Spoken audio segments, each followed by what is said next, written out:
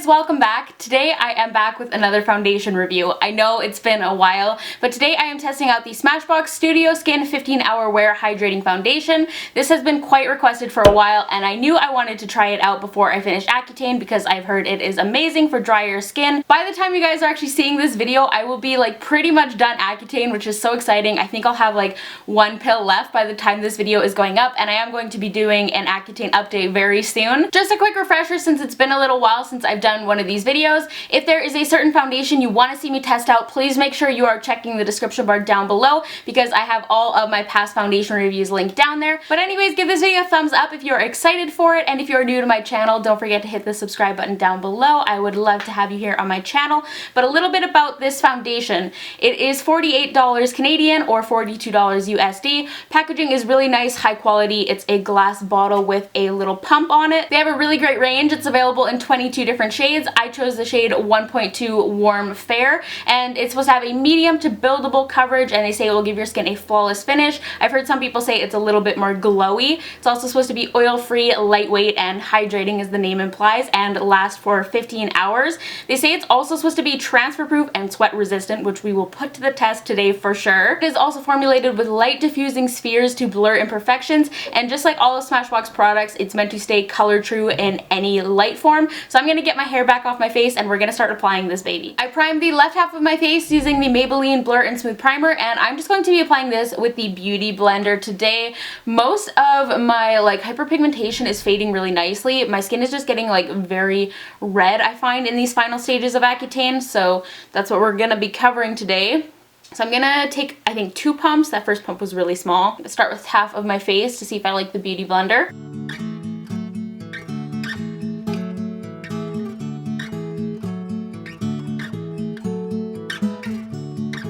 Okay, so that definitely gave me more of a medium coverage, which is okay because they do say it will be buildable.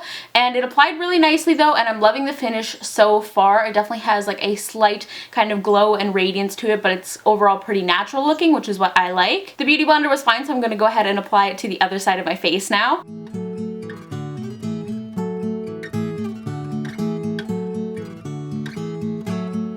So far pretty good. I just let it sit for a moment to kind of see how it's drying. Definitely not quite as much coverage as I would like, so I am going to do a little second layer just in the areas where I am a little bit more red. Now that it's drying a little bit, it's definitely taking on more of a matte finish, which I'm surprised about. I know people have definitely told me that this is supposed to be a little bit more kind of glowy. So I just wanted to pause and tell you guys that I've since tried applying this foundation with a couple different brushes, and this foundation had a bit more of a glow applied that way, but it still dried more matte than I would like. The brushes also gave it less coverage, and I found it even harder to build because the brushes kind of smeared the product around too much.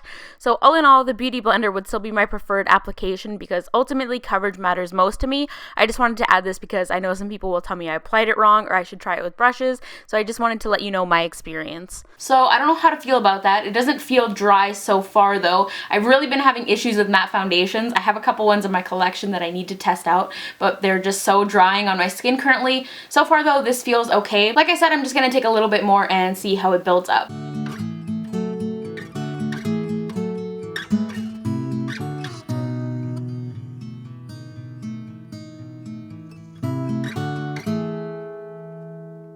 Okay, so I'm not terribly happy with how this built up. As you can probably tell, there's still a lot of redness coming through here. I felt like it was just kind of picking up the product that was already there and moving it around, and it just wasn't layering nicely. Also, I forgot to mention that the consistency of this is kind of like a thicker liquid. It kind of feels like if you mixed in a little bit of your moisturizer with your foundation, it's kind of on the verge of being a cream, I feel, but it's a little bit too runny to be a cream. Definitely has more of what I would consider a demi-matte finish. It's not completely flat, but it is more matte than I would typically like. There's still just a lot of redness showing through in here, which I don't really like. My concealer will cover that a little bit though, and I think I actually like it better without the primer. It honestly just looks a little bit more smooth and even. I can see my acne scarring a little bit more on this side here. I'm going to zoom you guys in though to show you what it's looking like at this stage, and then I'm going to do my concealer, brows, and powder and talk to you guys momentarily.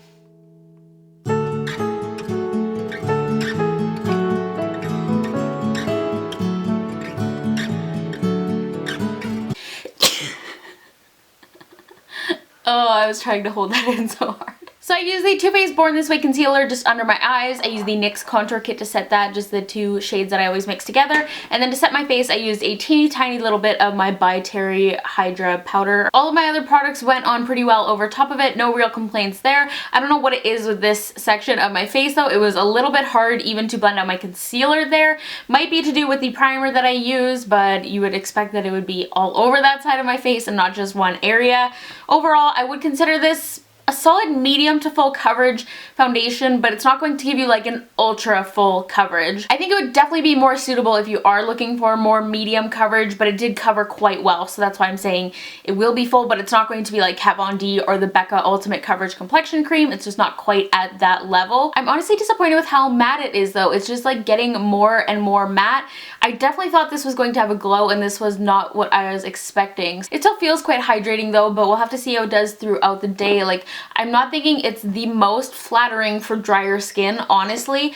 Also, I did use about 4.5 pumps of this, which sounds really excessive, but like I said, it pumps out a very small amount. Like, I would consider that about 2.5 pumps of a regular foundation that pumps out like an average amount, and that is including trying to build up the product, which I wouldn't do in the future with this foundation because it just didn't really do all that much. I felt like it was kind of a waste, so it would be even less than that typically. Because it is drying more matte, it is a little bit creasy in here and a little bit cakey around my brows. I don't know why, if a foundation gets cakey, it's always in my mouth or around my brows. I feel like it looks totally fine, it's just really not what I was expecting. At this point, I just really need something with a glow. Something this matte is just not flattering on my skin currently. But I'm gonna go ahead and do my close-ups like this, and then with the rest of my makeup completed, and then I will be checking in with you guys throughout the day.